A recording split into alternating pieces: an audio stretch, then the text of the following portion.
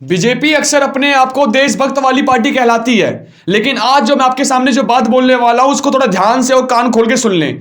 BJP का एक ऐसा नेता जिसने किया घिनौना अपराध, 17 वर्ष की बच्ची के साथ जो उसने यौन उत्पीड़िता किया, यौन अत्याचार किया है, यौन शोषण किया है, जिसके बारे में आप भी अगर सुनेंगे ना तो आपको भी बड़ा गुस्सा आएगा। जी, मैं सबसे पहले कुछ भी बोलने से पहले आपको एक रिपोर्ट दिखाना चाहता हूं। उस रिपोर्ट के अंदर मैं उस नेता के बारे में पूरी सच्चाई दिखाता हूं। सबसे पहले देखिए इस रिपोर्ट को। भाजपा के वरिष्ठ नेता और कर्नाटक के पूर्व मुख्यमंत्री वीएस येदियुरप्पा के खिलाफ एक नाबालिग लड़की के यौन उत्पीड़न के आरोप में बेंगलोर पुलिस की प्राथमिकता दर्ज की गई है। समाचार एजेंसी के मुताबिक उनके खिलाफ पीओसीएसओ और भारतीय दंड संहिता की धारा 354 के तहत मामला दर्ज किया गया है। 17 वर्ष की लड़की की मां की शिकायत के आधार पर बेंगलोर के सदाशिव नगर पुलिस ने यह मामला दर्ज किया है। पुलिस के सूत्रों के अनुसार कथित यौन उत्पीड़न 2 फरवरी को हुआ, जब एफआईआर दर्ज करवाने वाली महिला और उनकी बेटी धोखाधड़ी के मामले में सहायता मांगने के लिए येदियुरप्पा के पास गई थी। इस मामले में येदियुरप्पा के दफ्तर से एक बयान जारी किया गया है, जिसमें ऐसे 53 मामले की एक लिस्ट जारी की गई है, जिसमें शिकायतकर्ता महिला ने अलग अलग कारणों से केस दाखिला करवाया है। येदियुरप्पा के दफ्तर से जारी बयान में कहा गया है, इस महिला को इस तरह की शिकायतें दर्ज कराने की आदत है। जैसे कि आपने इस रिपोर्ट में देखा कि कर्नाटक का पूर्व मुख्यमंत्री जिसके ऊपर अभी 52 केस दर्ज है, और उसी केस में से एक केस उसके पास था कि 17 वर्ष की आयु की बच्ची के साथ उसने यौन अत्याचार किया है, जिसके वजह से उसकी मां ने सीधा पुलिस में एफआईआर दर्ज करवाया। लेकिन कहते हैं जिसकी लाठी उसकी भैंस, सत्ता में रहने के बावजूद भी उसका कोई बाल भी बाका नहीं कर पाया। क्यों नहीं कर पाया? क्योंकि वो सत्ता में था। साथियों, अक्सर जो बीजेपी जो कहती है हमेशा कि हम देशभक्तों वाली पार्टी, और हमारी पार्टी के अंदर में ऐसा कोई भी नेता नहीं है जो गलत हो, लेकिन मैं आपको बता दूं, अगर वही गलत अगर कांग्रेस पार्टी के, वही गलत किसी आम आदमी पार्टी के अगर व्यक्ति ने, नेता ने किया होता, तो आज को उसको पूरी मीडिया ट्रोल करती।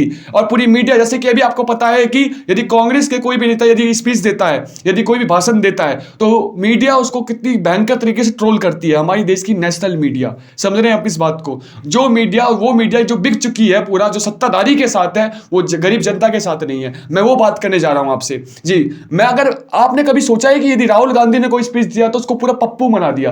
पप्पू हमने और आपने नहीं बनाया है, बल्कि पप्पू बनाने में नेशनल मीडिया का हाथ है, जिसने उसे पूरी तरीके से पप्पू बना दिया है। अगर वही राहुल गांधी अगर इस पक्ष में अगर सत्ता में आ जाए तो वही मीडिया उनकी चाटुकारिता करेंगे। हकीकत बात है, इस बात को समझिए। इसलिए कहते हैं जिसकी लाठी उसकी भैंस। आज जो उसके साथ हुआ है, उस बच्ची के साथ हुआ है, उससे पूछिए जिसकी आयु बुड्ढे ने, कितना गंदा मुझे गुस्सा आ रहा है, जितना भी कहूं उतना कम है। उस नेता ने, उस गिरे हुए इंसान ने जो 17 साल की बच्ची के साथ जो घिनौना काम किया है ना, वो भी किसी की बेटी, उसकी पूरी जवानी खत्म कर दी इस बुड्ढे ने। सही में दोस्तों, इसलिए कहता हूं हर जगह बीजेपी का आना भी बेहतर नहीं है। अगर आप हर जगह पूरे देश में बीजेपी को लाना चाहते हैं तो समझ लीजिए कि ये देश जो है लोकतंत्र नहीं कहलाएगा। अब ये देश केवल सत्ताधारी और राजतंत्र में बदल जाएगा। कहने वाली बात है कि मेरे पीछे कोई नहीं है, मेरे पीछे कोई नहीं है, मैं बस जनता के लिए जीता हूं।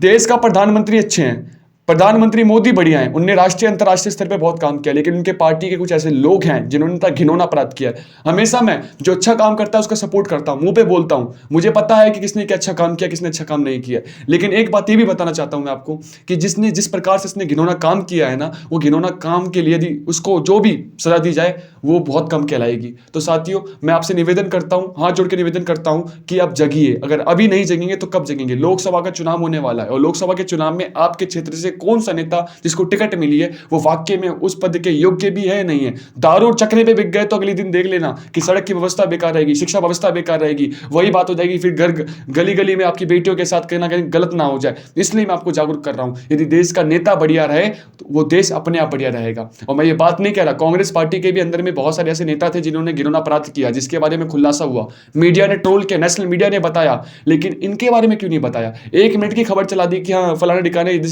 इस राज्य के मुख्यमंत्री ने घिनौना अपराध किया, उसके बाद कहां चुप हो गई मीडिया?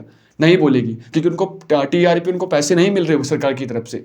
साथियों, सरकार को और मीडिया को पैसे हमारे बदौलत मिलते हैं, हमारे जेब से मिलते हैं। तो साथियों, इस बात का याद रखिए, ये लोकतंत्र देश है और जनता के पास जो पावर है ना, वो शायद किसी और के पास होगा। इसलिए लोकतंत्र देश में रहते हैं, उसकी इज्जत कीजिए और अपने वोटों का इस्तेमाल सही ढंग पे, सही जगह पे कीजिए, और केवल एक के बारे में और विपक्ष को पूरा खत्म करने पे मत लगे। विपक्ष का होना देश के अंदर में बहुत आवश्यक है, ताकि विपक्ष जो है, विपक्ष जितना रहेगी उतना हमारे देश के अंदर में जो पक्षधारी, जो सत्ताधारी जो काम करेंगे उसके बारे में गलत चीजें गिनवाएगी। मिलते कैसी वीडियो के साथ। जय हिंद, जय भारत।